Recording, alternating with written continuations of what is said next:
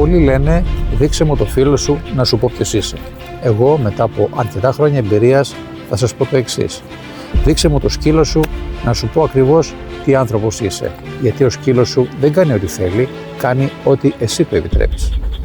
Για να έχεις έναν ισορροπημένο σκύλο, πρέπει πρώτα απ' όλα εσύ ίδιος να έχεις υπομονή και σταθερότητα, να έχεις αποφασιστικότητα και ηρεμία.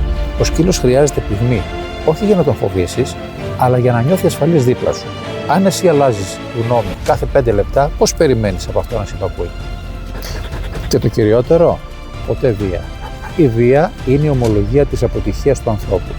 Σωστός καθοδηγητής επιβάλλεται με την προσωπικότητά του και όχι με το χέρι του. Αν δεν μπορείς να ελέγξεις τα νεύρα σου, δεν μπορείς να ελέγξεις ούτε το σκύλο σου.